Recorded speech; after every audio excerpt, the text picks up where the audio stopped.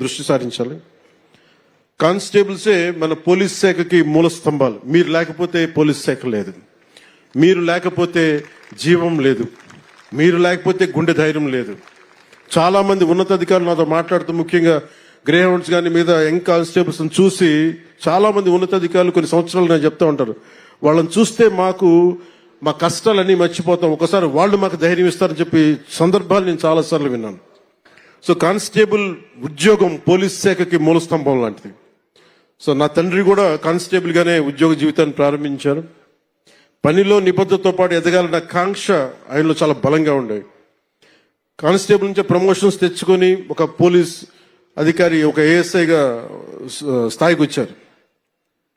ఆ కానిస్టేబుల్ ఉద్యోగంతోనే మా అందరికీ ఒక జీవితం ఇచ్చారు, మమ్మల్ని చదివించారు.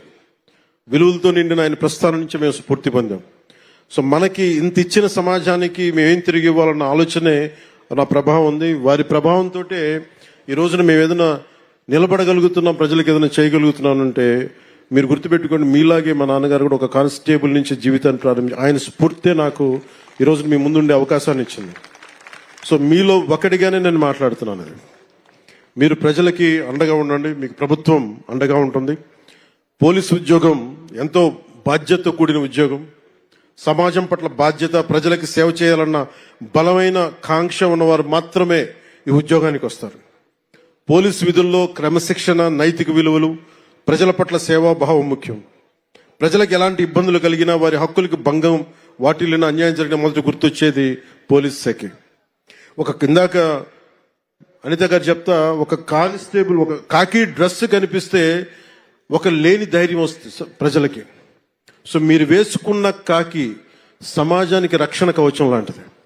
సో అందుకని మీరు మీ కాకి దాన్ని ఎక్కడా కూడా దాన్ని తగ్గించకండి. అందుకని దాన్ని దయచేసి దృష్టిలో పెట్టుకొని మీ కాకి ఈ సమాజానికి ఒక రక్షణ కవచం, దాని గౌరవాన్ని నిలబెట్టాలని మనస్ఫూర్తిగా నేను ఆకాంక్షిస్తున్నాను. మీ విధులు ఈ రోజున గౌరవ ముఖ్యమంత్రి గారు కోరుకున్న దాదాపు 15% ఆర్థిక అభివృద్ధి కావాలి అని మా అందరికీ చెప్తా ఉంటాను. వారు చెప్పేది కూడా శాంతి భద్రతలు బాగుంటేనే దేశాభివృద్ధి బాగుంటుంది, రాష్ట్రాభివృద్ధి బాగుంటుంది, రాష్ట్రం ఆర్థిక అభివృద్ధి చాలా బలంగా ఉంటుంది. ఈ మధ్యన గౌరవ ఉత్తరప్రదేశ్ ముఖ్యమంత్రి గారు కూడా సడన్ గా ఇన్ని లక్షల కోట్లు ఎందుకు పెట్టుబడిగా వచ్చిన ఉత్తరప్రదేశ్కి యోగి ఆదిత్యనాథ్ గారు మాట్లాడుతూ ఉంటే, శాంతి భద్రతలు మేము బలంగా చేస్తున్నామే కాబట్టి మా రాష్ట్రానికి పెట్టుబడులు వస్తున్నాయని. అదే మాకు గౌరవ ముఖ్యమంత్రి గారు కూడా బలంగా సూచనలు ఇస్తా ఉన్నారు. శాంతి భద్రతలను ముందుకు తీసుకెళ్లాలంటే మీరు ఇందాక చెప్పినట్టు మీరే స్తంభాలు, మూల స్తంభాలు. అందుకని రాష్ట్ర బడ్జెట్ కూడా, రాష్ట్ర ఆర్థికాభివృద్ధికి కూడా మీరే ఒకలాగా పిల్లర్స్ అవుతారు.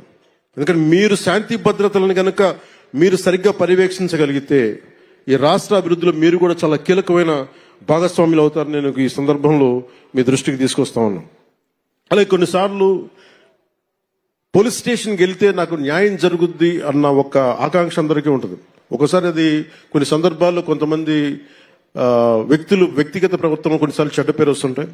దాన్ని దృష్టిలో పెట్టుకొని మీరు మంచి పేరు వచ్చేలా చేయాలి మనస్ఫూర్తిగా కోరుకున్న. అదే సమయంలో విధి నిర్వహణలో ఉన్న అధికారులకి ఎలాంటి ఇబ్బందులు ఎదురైనా ప్రత్యేకించి కూటమి ప్రభుత్వం, గౌరవ ముఖ్యమంత్రి నారా చంద్రబాబు నాయుడు గారి నాయకత్వంలో కూటమి ప్రభుత్వం మీకు అండగా నిలుస్తుంది.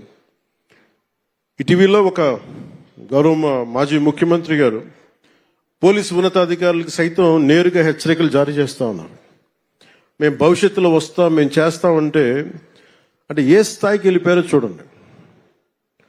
ప్రభుత్వ పోలీసు ఉన్నతాధికారులను కూడా బెదిరించే స్థాయికి వెళ్ళిపోయారు. ఇలాంటి మారాలి, ఉండాలి అంటే మేమందరం చాలా గట్టిగా ఉన్నాం. అదే స్థానంలో మీ మద్దతు సంపూర్ణంగా కోరుకుంటున్నాం.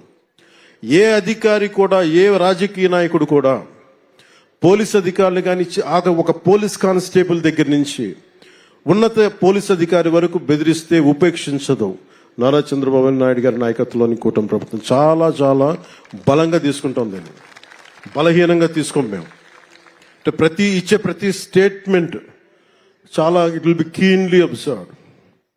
అలాగే ఉన్నతాధికారులు కూడా మేము మీకు గైడెన్స్ ఇవ్వాలని మనస్ఫూర్తిగా కోరుకుంటూ, శాంతి భద్రత పరిరక్షణలో మన ఎవరం కూడా ఏ కులంలో పుట్టాలి, ఏ జిల్లాలో పుట్టాలి, ఏ రంగులో పుట్టాలి, ఎంత హైట్లో పుట్టాలి, మన ఎవరికి చాయిస్ లేదు. కానీ ఎలా ప్రవర్తించాలి అన్నది మటుకు మన చాయిస్ ఉంటుంది. మనకి కవి సామ్రాట్